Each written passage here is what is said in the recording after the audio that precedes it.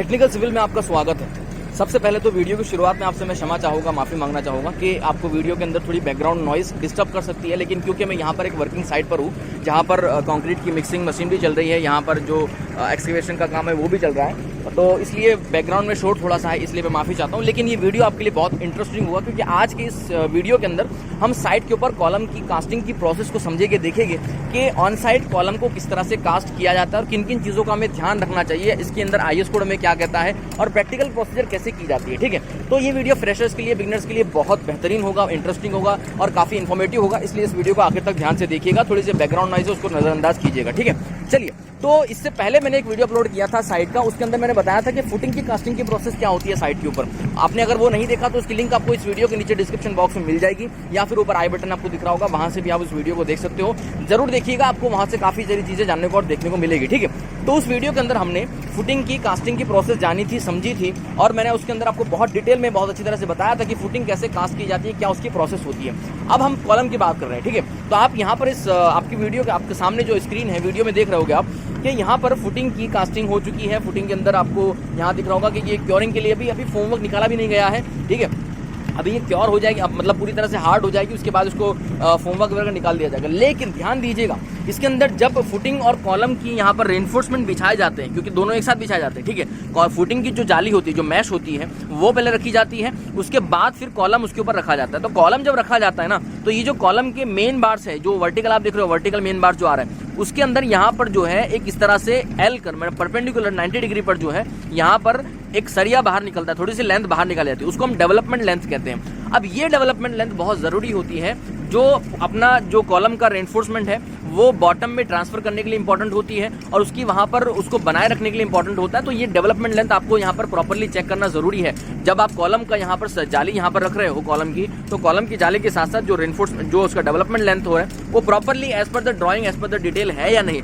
अक्सर लोग इसको as per thumb rule 300 mm या 12 इंच जैसे इसकी लेंथ दे देते हैं, लेकिन इसका जो स्टैंडर्ड फॉर्मूला है, इस कोड के अंदर मैंने आपको बताया था, 5 × sigma s divide by 4 tau BD इसका स्टैंडर्ड प्रोसीजर, स्टैंडर्ड फॉर्मूला होता है, उसके आपको निकालना है। लेकिन थंब रूल के हिसाब से अगर देखा जाए तो लोग इसको 300 mm मिनिमम देना चाहिए, मिनिमम मैं कह रहा हूँ। ठीक है, देते नहीं, मिनिमम 300 mm तो ये होना ही चाहिए। ठीक है, अदरवाइज इसकी जो कैलकुलेशन होती है वो तो IS कोड के मुताबिक होती है, फॉर्मूले के हिसाब से, या जो फिर स्ट्रक्चरल डिजाइनर होते हैं वो उसकी डिजाइन, वो उसकी जो साइज है या लेंथ है वो आपको निकाल के देते हैं। ठीक है, तो ये आपको ध्यान रखना है सबसे पहले तो कि भाई ये डेवलपमेंट लेंथ प्रॉपर है या नहीं। उसके बाद इसमें जो बार यूज किए जा रहे हैं कॉलम के अंदर, ये ध्यान देना चाहिए आपको कि 12 mm से कम इसमें बार यूज नहीं किए जाने चाहिए। मैं मेन रेनफोर्समेंट की बात कर रहा हूँ। ठीक है, मेन रेनफोर्समेंट के अंदर आपको IS कोड कहता है कि 12 mm से कम के बार आपको यूज इसमें नहीं करने चाहिए। और यहाँ पर ध्यान दिया जाए कि कोई स्क्वायर या रेक्टेंगुलर कॉलम है तो मिनिमम इसमें 4 बार हो गए और सर्कुलर के अंदर मिनिमम 6 बार हो गए, ये स्टैंडर्ड होती है चीजें। ठीक है, चलिए, तो अभी आप देख रहे हो आपके सामने कि ये कॉलम है, इसको यहाँ पर अंदर यहाँ इसकी फुटिंग के ऊपर रख दिया गया है, फुटिंग की कास्टिंग हो चुकी है। अब कॉलम की बारी आएगी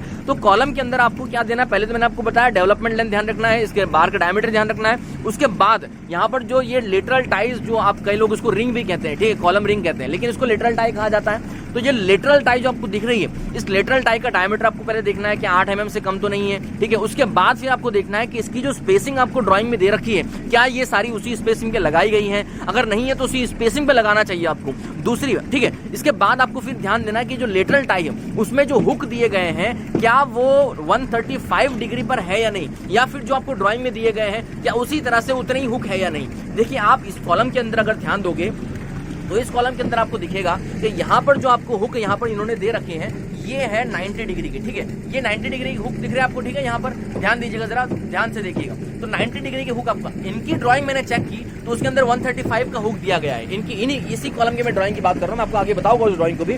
तो उसी ड्राइंग के अंदर जो बताया गया है कि आपको 135 देना है, लेकिन इन्होंने यहाँ पर 90 डिग्री दे रखा है, तो जो कि गलती है, ये मिस्टेक है, ऐसा आपको नहीं करना है, आपको बिल्कुल इससे बचना है, ताकि इसके अंदर आपकी जो कॉलम की स्ट्रेंथ है वो प्रॉपर्ली मेंटेन हो पाए। जो शेयर स्ट्रेंथ के लिए, शेयर क्राइटेरिया के लिए हम रिंग को प्रोवाइड कर रहे हैं, वो क्राइटेरिया उसका फुलफिल कर पाए। तो ये सारी चीजें ध्यान रखी जानी चाहिए आपको रिंग के बारे में कि भाई उसका हुक प्रॉपर्ली है या नहीं। और अगर आप 135 डिग्री का हुक दे रहे हो, वहां पर डिग्री पे हुक दे रहे हो, तो उसकी जो हुक लेंथ होती है वो 12D होनी चाहिए, ठीक है, उसका भी आपको पूरी तरह से ध्यान रखना चाहिए। तो ये कुछ इंपॉर्टेंट चीजें, स्टैंडर्ड चीजें हैं, टेक्निकली चीजें हैं जो कि आपकी वहां पर फुलफिल होनी चाहिए, करवानी चाहिए, ठीक है। तो ये हमने देखा कि भाई रेनफोर्समेंट के अंदर हमने सारी चीजें चेक कर ली। उसके बाद अब बारी आती है इसके होमवर्क की, लेकिन होमवर्क के साथ साथ इसमें एक और इंपॉर्टेंट चीज होती है और वो होती है इसका अलाइनमेंट। इसका जो वर्टिकल अलाइनमेंट है वो उसका प्रॉपर होना चाहिए, सीधा होना चाहिए, ठीक है। अब इसके वर्टिकल अलाइनमेंट की अगर बात की जाए तो जब हम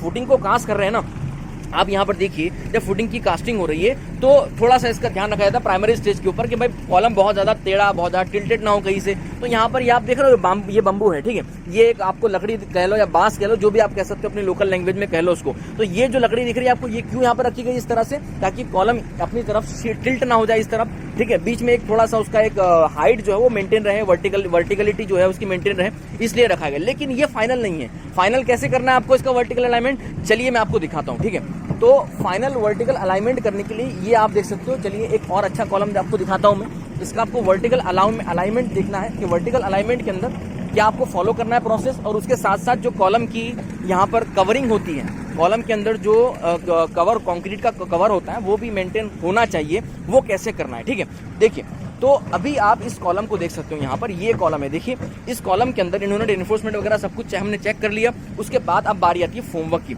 और उसके अलाइनमेंट की, ठीक है। तो फोमवर्क लगाने के समय आपको कुछ चीजें ध्यान रखनी है। फोमवर्क में आपको क्या क्या ध्यान रखना है, तो सबसे पहले जो फोमवर्क की आप शीट लगा रहे हो जिसको हम शटरिंग कहते हैं, ठीक है। तो शटरिंग की शीट जो लगा रहे हैं, अंदर का जो इसका इनर फेस होता है शटरिंग शीट का, वो प्रॉपरली क्लीन होना चाहिए, और क्लीन होने के बाद उसमें ऑयलिंग की होनी चाहिए। ऑयलिंग का एक रीजन है, मैंने आपको बताया था कि ऑयलिंग का क्या रीजन है, क्योंकि जब कॉलम की हम अंदर कर लेते हैं, उसके बाद जब कॉलम हार्ड हो जाता है और जब फोमवर्क निकाले जाते, शटरिंग निकाली जाती है, तो वो इजीली निकल जाए वहां से, उसलिए हम क्या करते हैं उसके अंदर ऑयलिंग लगा देते हैं, ठीक है, ऑयलिंग कर देते हैं उसकी।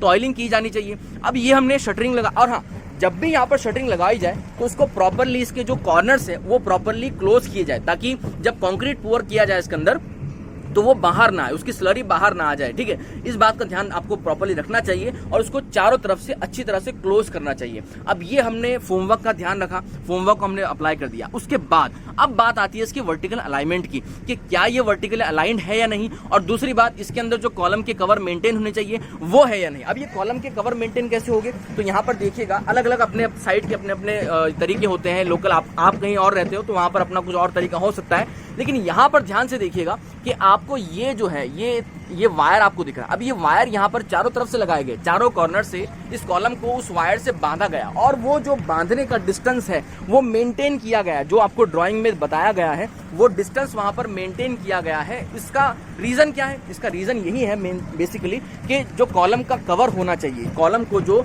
बाहर से जो कवर आपको दिख रहा है यहाँ पर, ये कवर और ये कवर, ये मेंटेन हो जाए, ये आगे पीछे इधर उधर ना हो, इसका आपको ध्यान रखना है। अब उसके साथ साथ इसका जो कॉलम का वर्टिकल अलाइनमेंट है वो भी प्रॉपर है। अब ये देख रहे होगे यहाँ पर एक ये सरिया है, एक ये सरिया, इसके साथ इस लकड़ी को बांधा गया, इस लकड़ी को बांधा गया, और यहाँ पर अंदर देखिए ये अलग से एक लकड़ी रखी गई, प्लेटफॉर्म रखा गया, उस तरह से भी मतलब इस कॉलम को चारों तरफ से पैक कर दिया गया। लेकिन ये पैक ऐसे ही नहीं किया गया, इसको प्रॉपरली पहले अलाइन करके, वर्टिकली इसको अलाइन करके उसके बाद इसको पैक किया गया।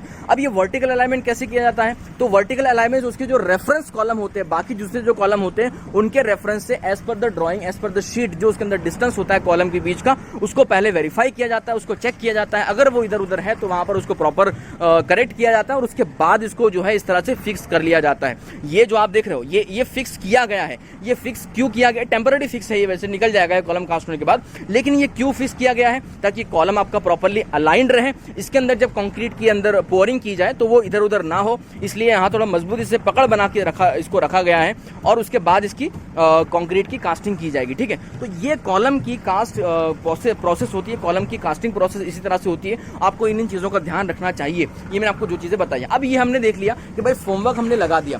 अब कॉलम की इसके अंदर जो कंक्रीट ग्रेड होता है वो भी आपको ध्यान रखना होता है कि अगर आपका ऑन साइट हैंड मिक्सिंग हो रही है तो आपको ग्रेड का ध्यान बड़ा रखना है कि भाई ग्रेड इसमें प्रॉपर्ली फॉलो किया जा रहा है। जो भी M20, M25 जो भी ग्रेड आप यूज कर रहे हैं उसका आपको ग्रेड का प्रॉपर्ली रेशियो वहां पर मेंटेन करना चाहिए। आरएमसी में तो अगर है तो फिर कोई बात ही नहीं है ग्रेड की, लेकिन जब अगर ऑन साइड मिक्स हो रहा है तो फिर आपको ग्रेड का पूरा ध्यान देना जरूरी होता है। उसके साथ साथ जब आप यहाँ पर कंक्रीट की पोरिंग करते हो तो आपको एक बात का और ध्यान देना पड़ता है कि भाई कंक्रीट की पोरिंग 1.5 मीटर की हाइट से ऊंची हाइट पर नहीं होनी चाहिए। इसका मतलब क्या है कि आप अगर कंक्रीट को ऊपर से पोर कर रहे हो तो 5 फीट से ऊपर ज्यादा उसकी हाइट नहीं होनी चाहिए। 5 फीट के नीचे की हाइट से ही कंक्रीट को हमेशा पोर किया जाना चाहिए, लेकिन अमूमन साइड पर यह फॉलो नहीं होता। इसके काफी सारे रीजंस है। लोग कहते हैं कि सर 5-5 फीट के ऊपर अगर हम फोमवर्क शटरिंग लगाए तो बहुत लेंथी प्रोसेस हो जाती है और फिर वो उतनी प्रोसेस हम करेंगे तो बहुत ज्यादा टाइम लग जाता है और वो उतना प्रैक्टिकल नहीं होता है। तो जो चीजें प्रैक्टिकल होती है लोग उसको फॉलो करते हैं, ठीक है। तो वो खैर अलग बात है, लेकिन आपको इस बात का ध्यान रखना चाहिए कि जो कंक्रीट की यहाँ पर पोरिंग की जाए वो 1.5 मीटर की हाइट से ज्यादा फ्री फॉल हाइट ना हो। और ये क्यों है? क्योंकि इसका रीजन होता है कि जब 1.5 मीटर की हाइट से ज्यादा कंक्रीट को पोर किया जाता है तो कंक्रीट के अंदर जो सीमेंट और एग्रीगेट की बॉन्डिंग बनाई गई होती है वो बॉन्डिंग इसमें ब्रेक हो जाती है, और बॉन्डिंग जब ब्रेक होती है तो उसकी जो स्ट्रेंथ उसको मिलनी चाहिए वो स्ट्रेंथ इसमें नहीं मिल पाती। इसलिए आपको स्टैंडर्ड तरीके से बताया गया है आईएस कोड के अंदर भी कि 1.5 मीटर की हाइट से ऊंची हाइट पर जो है कंक्रीट को फॉल नहीं करना चाहिए। लेकिन अब जब कर रहे हैं आप लोग तो आपको एक बात का इसका ध्यान रखना है कि जब कंक्रीट इसमें हो रहा है, कंक्रीटिंग हो रहा है इसमें, तो प्रॉपरली वाइब्रेटर का इस्तेमाल किया जाना चाहिए ताकि इसके अंदर हनी कॉम्बिंग ना हो और जो बॉन्ड टूट गई थी ज्यादा हाइट से फेंकने की वजह से वो बॉन्ड दोबारा मिल जाए और उसमें हनी कॉम्बिंग की प्रॉब्लम आगे ना आए। तो वाइब्रेटर का भी अच्छी तरह से इसमें इस्तेमाल किया जाना चाहिए। फिर ओवर वाइब्रेशन भी जरूरी नहीं है, वो भी अच्छी बात नहीं है। आपको बैलेंस करके प्रॉपरली जितना जरूरत होता है वाइब्रेटिंग का उतना ही करना चाहिए, ठीक है। तो ये आप देख रहे हो यहाँ पर कंक्रीटिंग की प्रोसेस, यहाँ पर कंक्रीट पुअर किया जा रहा है और इस तरह से ये भाई साहब जो है ये अपने एक पाइप इनके पास है जिससे वो इसको कॉम्पैक्ट कर रहे हैं, ठीक है, अंदर भर रहे हैं पूरी तरह से। ओके, तो ये आप प्रोसेस देख सकते हो। अब अलग अलग साइट के ऊपर ये प्रोसेस अलग अलग तरीके से फॉलो की जा सकती है। जरूरी नहीं कि जो यहाँ पर किया जा रहा है वो आपके साइट पर या आपके आसपास कहीं किया जा रहा होगा। आपके आसपास प्रोसेस कुछ और हो सकती है, यहाँ पर प्रोसेस कुछ और है। तो ये अपनी अपनी प्रोसेस होती है, अलग अलग होती है, ठीक है। और एक बात और आपको ध्यान देनी चाहिए कि जब भी कॉलम की कास्टिंग हो जाती है और जब बात आती है फोमवर्क को निकालने की, तो आईएस कोड के मुताबिक जो मैंने आपको आईएस 456 पेज नंबर 25 के अंदर बताया था कि जो फोमवर्क का मिनिमम ड्यूरेशन होता है वो होता है 16 से 24 घंटे। यानी ये जो आपने फोमवर्क यहाँ पर लगाए हैं, कंक्रीट इसमें पोर करी जा चुकी है, अब आपको मिनिमम 16 घंटे तो रखना ही रखना है। वैसे लोगों को कहा जाता है कि भाई आपको 24 घंटे के बाद ही ये फोमवर्क निकालने हैं, लेकिन अगर आपको बहुत ज्यादा जल्दी भी है तो फिर आपको 16 घंटे मिनिमम फोमवर्क रखना है, उसके बाद ही इसको निकालना है, डिसमेंटल करना है। और फोमवर्क जब निकाल रहे हो तो इतना आपको हार्डली या इतना गलत तरीके से नहीं निकालना है कि कॉलम को कुछ नुकसान हो जाए, उसके सरफेस को नुकसान हो जाए। बहुत स्मूथ तरीके से आपको ये फोमवर्क या शटरिंग निकालनी चाहिए, ठीक है। चलिए, तो ये पूरी एक कंप्लीट प्रोसेस होती है कॉलम को कास्ट करने की। उसके बाद आप यहाँ पर देख सकते हो कॉलम को अलाइन किया जा रहा है। ये एक प्रोसेस छोटी सी यहाँ पर चल रही है। एक तरफ से ये भाई साहब ने जो है मेजर टेप पकड़ी रखी है। ये लाइन डोरा आपको दिख रहा होगा यहाँ पर, ठीक है। आपको यहाँ पर ये एक लाइन डोरा दिख रहा है। अब इसको कॉलम की जो अलाइनमेंट होता है वो यहाँ पर प्रॉपरली फॉलो करवाया जा रहा है ताकि कॉलम प्रॉपरली वर्टिकली भी अलाइन रहे और हॉरिजॉन्टली भी अलाइन रहे, इधर उधर कोई डायमेंशन ना हो जाए। और ये सारा एज पर द ड्राइंग होता है। यहाँ पर इनके पास अपनी एक ड्राइंग भी होती है। ड्राइंग को देख देख कर ड्राइंग के अंदर चीजें डायमेंशंस को फॉलो करते हुए इन सब चीजों को फॉलो किए। आप देख रहे हो ये ड्राइंग यहाँ पर है और यहाँ पर इस तरह से ये एक पूरा मेजरमेंट लेकर इसको प्रॉपरली वर्टिकली अलाइन किया जाता है ताकि कॉलम के अंदर कोई टिल्ट ना रहे, ठीक है। क्योंकि कॉलम अगर टिल्ट हो जाता है तो वो बहुत बड़ी मिस्टेक मानी जाती है और उसको तोड़ने के सिवाय दूसरा कोई ऑप्शन नहीं बचता। इसलिए जब आप कास्टिंग कर रहे हो तो उसका अलाइनमेंट आपको अच्छी तरह से फॉलो करवाना चाहिए ताकि इधर उधर उसमें अलाइनमेंट में ना हो, ठीक है। तो ये थी ऑन साइट कॉलम को कास्ट करने की प्रोसेस, कॉलम को कास्ट करने का तरीका। उम्मीद है जो लोग फ्रेशर है, जो लोग बिगनर्स हैं, उनको सब कुछ समझ में आया होगा और किस तरह से काम करवाया जाता है वो उनको थोड़ा सा उसका आइडिया हुआ होगा, ठीक है। तो आज के वीडियो में इतना ही रखते हैं। इसके अलावा और भी ढेर सारी साइट की वीडियोस आप तक हम पहुंचाने वाले हैं। इसलिए आपको अगर ये वीडियो पसंद आया हो तो इस वीडियो को लाइक कर दीजिएगा और अगर आप इसी तरह की और भी वीडियोस देखना चाहते हो तो हमारे चैनल को सब्सक्राइब करके बेल आइकन को प्रेस कर दीजिएगा, ठीक है। तो मिलते हैं अगले वीडियो में। धन्यवाद।